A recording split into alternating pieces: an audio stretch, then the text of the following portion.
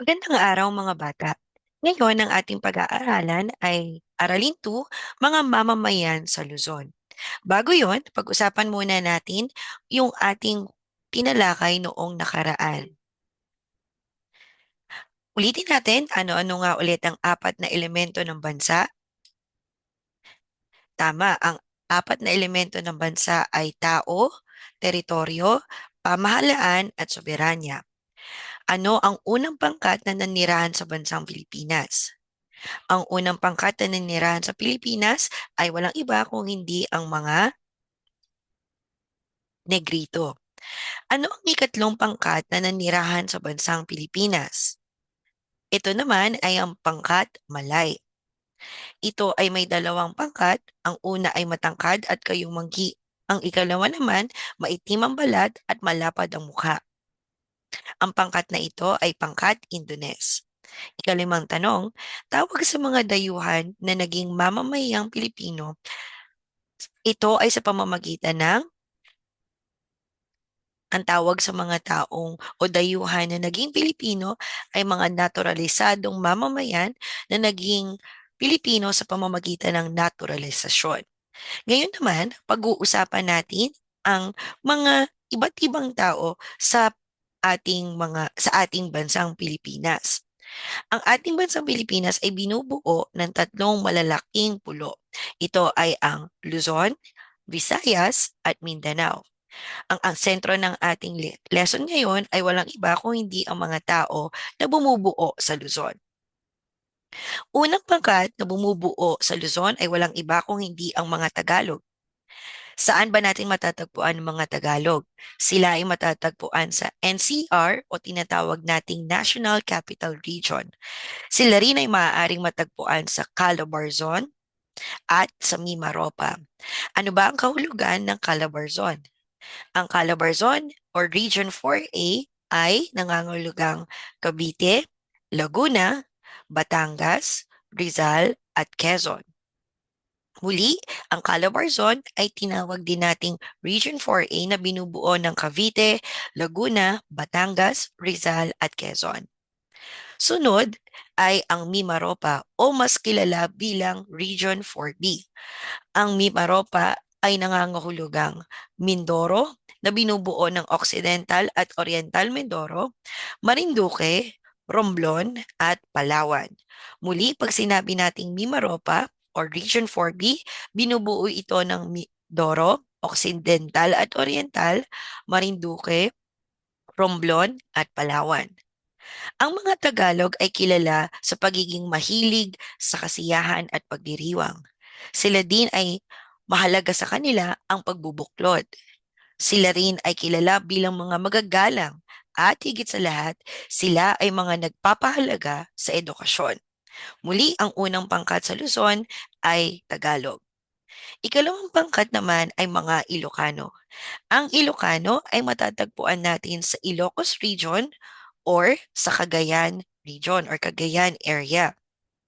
Ang mga Ilocano naman dahil mas onti ang mga likas na yaman na nasa paligid nila ay kilala sa katangiang matipid. Sila rin ay masinop. Sila din ay mapamaraan. Sila din ay masipag sa buhay. Tandaan natin na yung salitang masinop at matipid ay nangangahulugan na sila ay marunong na mag-ipon ng pera para pag meron silang pangangailangan ay magagawa nilang mabuhay para sa kanilang kinabukasan. Ang ibig sabihin naman ng mapamaraan ay gumagawa sila ng paraan o ng mga dahilan at mga kilos na siyang makakatulong sa kanila upang patuloy silang magkaroon ng hanap buhay dahil nga sila ay masipag. Ngayon, ang pangalawa nating uri ng pangkat sa Luzon ay walang iba kung hindi ang Ilocano. Sunod naman natin ay ang mga Kapampangan. Ang mga Kapampangan ay matatagpuan natin sa gitnang Luzon. Alam niyo ba na ang gitnang Luzon ay tinaguri ang culinary capital of the Philippines? Kaya kung kumakain kayo ng mga masasarap na pagkain tulad ng tocino, ito ay nanggaling sa Pampanga o sa mga Kapampangan. Alam niyo ba na isa sa mga katangian ng mga Kapampangan ay magaling silang magluto? Bukod rito, malapit din sila sa isa't isa. Sunod naman natin na pangkat ay Bicolano.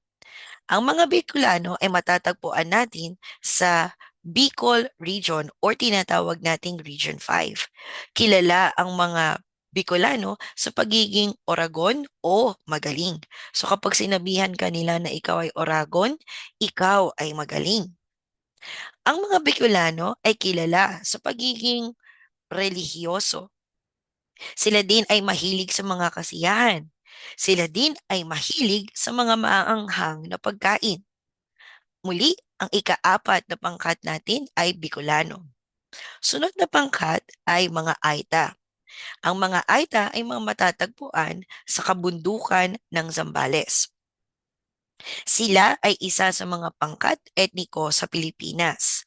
So para silang katulad ng mga Negrito, Malay, Indones, pero mas nauna yung mga yon. Sila yung mga sumunod na mga pangkat etniko dito sa ating bansa.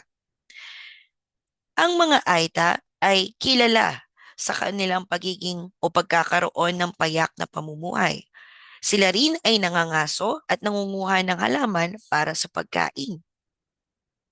Sila din ay mahusay na mangisda gamit ang pana at sibat. At huli, nagpapahalaga sila sa kalikasan. Sa totoo lang, naniniwala sila kaya nila pinagpapahalagahan ng kalikasan dahil naniniwala silang may mga espiritong nangangalaga sa ating kapaligiran. So, ito ang grupo ng mga Aita.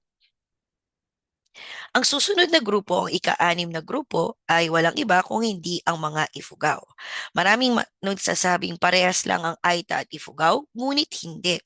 Ang Aita ay galing sa Sambales o nakatira sa bundok ng Sambales.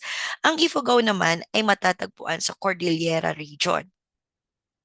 Ang mga lugar na nasa Cordillera Region ay Abra, Apayao, Benguet, Ifugao, Kalinga at Mountain Province. So madalas makikita mo sila kapag ikaw ay pumupunta ng Baguio. Yan. Kaya yung costume na maaaring sinuot nyo nung kayo ay nagpunta sa Baguio, hindi yon pang Aita. Kung hindi, yon ay mga kasuotan ng mga Ifugao. Kilala ang mga Ifugao dahil sila ang gumawa ng Banawe Rice Terraces o hagdang-hagdang pananim. So kilala din ito sa Guinness World of Record at hindi lang yon, kasama pa siya sa Eight Wonders of the World. Kilala sila sa katangiang sila ay nagdaramit ng nakabahag. So yung bahag, kung titingnan mo, para lang siyang itsura niyang naka-diaper. Pero hindi yung diaper ha, kung hindi tela ang kanilang suot. Bukod dito, namumuhay sila sa mga root crops. Kaya nga sila nakapagtanim sa isang bundok na punong-puno ng mga pananim na pwede nilang makain. Bukod dito, kilala sila sa mga maraming dasal. Isa sa mga dasal nila ay sa pag-aasawa. So kung gusto nilang mag-asawa, marami silang dasal doon. Paglalakbay. So kapag sila ay magta-travel, meron silang dasal para sa pagta-travel. At syempre, sa pagsasaka. Muli, ang ating sunod na pangkat ay pangkat Ifugao. Sunod naman natin ay ang pangkat Ivatan. Ang Ivatan ay matatagpuan natin sa Batanes Province, sa may bandang norte, mas mataas pa ng onte sa mga Ilocos. Alam niyo ba na kilala ang Batanes sa magagandang tanawin at mababait na mga tao? So marami mga turista ang pumupunta dito. As much as I know, hindi marami ang basta-basta nakakapunta dito dahil sobrang ganda ng lugar na ito. Kaya mahal bago ka makapag-book ng flight papunta sa Batanes. Pero kapag ikaw ay pumunta dito, katulad ng sinasabi ng mga turista, napakaganda at napakababait ng mga mamamayan sa Batanes. Kilala ang mga Ivatan sa pagiging masipag. Sila din ay mabait, matapat, magiliw sa pagtanggap ng bisita, at higit sa lahat, nagpapahalaga rin sila sa kalinisan ng kanyang kalikasan. At syempre, ang huli ay ang mga mangyan. Ang mga mangyan ay matatagpuan natin sa Mindoro, Romblon, Negros at Palawan. So hindi naman sa buong Mimaropa. Okay? Parang similar lang din siya sa Mimaropa pero wala siya sa Marinduque. Madalas sa mangyan, nandito lang sila sa Mindoro, sa Romblon, sa Negros at saka sa Palawan. Ano ang kinaiba nila, teacher? Ang mga mangyan ay na nasa Hilagang Mindoro ay tinatawag nating Iraya. So may mga subgroups pa sila. Sila din ay mga alangan, sila din ay tadyawin. Kapag nasa may bandang Timog Mindoro o yung ikalawa nating, di ba sabi ko nga yung Occidental at Oriental, sa may Timog Mindoro, ang grupo naman ng mangyan ay tinatawag nating Buhid, Bangon, Batangan, at Hanuno. So, mas madalas nakatira o mas maraming nakatira ng mga mangyan sa Mindoro. Okay? So, ano naman ang mga katangian ng mga mangyan sa Mindoro? Sila ay mga may kultura, kakaibang kultura na ano, teacher, sila ay sumusulat ng tula. Ang tawag sa tula na kanilang sinusulat ay ambahan. Bukod sa kanilang pagsulat, hindi nila ito sinusulat lang basta-basta sa papel. Alam nyo ba na isinusulat ng mga mangyan ang kanilang tula sa pamamagitan ng pag-ukit nito sa kawayan. Kakaiba ang kanilang galing, di ba? So muli, yan ang ating huling pangkat sa Luzon, ang mangyan. Ngayon, napag-usapan natin muli ang 8 pangkat ng mamamayan sa Luzon. Alam naman natin na ang pinakamahalagang elemento ng isang bansa ay walang iba kung hindi ang mga mamamayan. So, ang focus natin, ang lesson natin ay ang nasa Luzon. Una, Tagalog. Pangalawa, Ilocano. Pangatlo, Kapampangan. Pang-apat, Bicolano. Panglima ay Aita. Pang-anim, Ifugao, pang-pito, Ivatan, at pang-walo ay Mangyan. Muli, yan ang ating 8 pangkat ng mamamayan na nakatira sa Luzon. Dahil tapos na natin ang ating pag-aaral ngayong oras na ito, oras na para sa ating pagsusulit. Para sa ating pagsusulit, kailangan mo lang tukuyin ang pangkat na aking nilalarawan. Piliin ang tamang sagot. Isulat ang sagot sa inyong kwaderno sa sibika at atin itong i-check o mamarkahan pagbalik natin sa ating klase. Ikaw ba ay handa na? Tayo'y magsimula. Mahalaga sa kanila ang pagbubuklod. Tagalog, Kapampangan o Ilocano.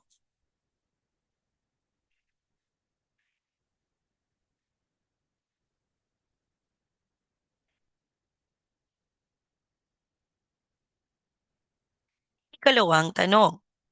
Sila ay kilala sa pagiging magiliw sa pagtanggap ng bisita dahil maraming turista sa kanilang lugar. Bicolano, Mangyan, Ivatan.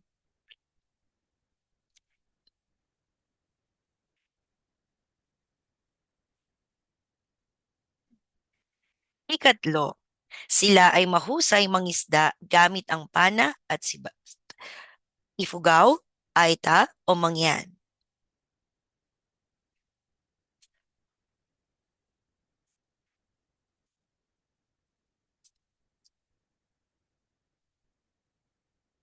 Ikaapat, sila ay magaling magluto at malapit sa isa't isa.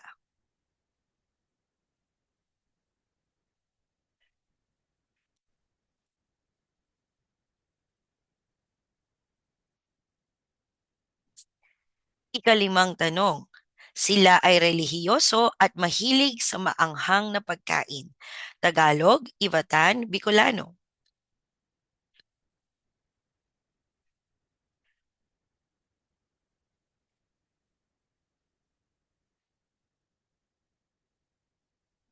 Ika-anim na tanong, sila ay kilala sa pagiging matipid, masinop, mapamaraan at masipag sa buhay. Ilocano, Aita o Bicolano?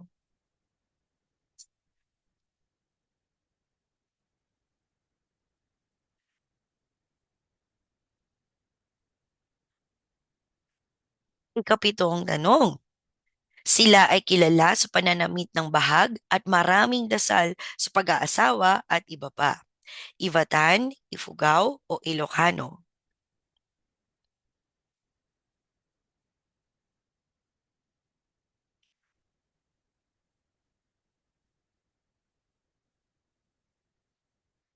Pangwalo, sila ay kilala sa paggawa ng tula na tinatawag ay ambahan na inuukit sa kawayan. Mangyan, Bicolano o Tagalog?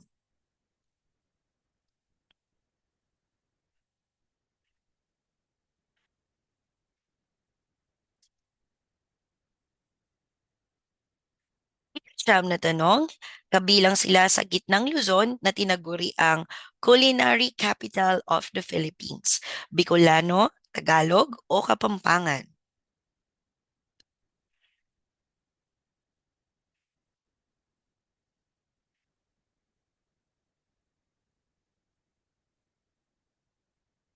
At ang huling tanong, sila ay pangkat na kilala sa pagiging Oragon o magaling. Ilocano, Bicolano o Tagalog?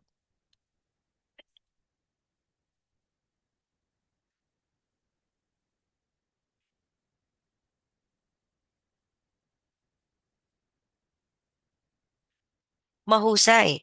Nawa ay naintindihan ninyo ang ating pinag-aralan ngayon. I-check natin o mamarkahan natin ang inyong gawa sa ating muling pagkikita. Ngunit muli, bago tayo matapos, ang sentro ng ating lesson ngayong araw na ito ay tungkol sa 8 pangkat ng mamamayan sa Luzon. Naaalala mo ba sila? Muli, ang 8 pangkat ng mamamayan na bumubuo sa Luzon ay ang mga Tagalog, Ilocano, Kapampangan, Bicolano, Aita, Ifugao, Ivatan at Mangyan. Magkita-kita tayong muli para sa ating susunod na leksyon na tungkol naman sa mga mamamayang nasa Visayas at nasa Mindanao. Maraming salamat sa inyong pakikinig, mga mag-aaral.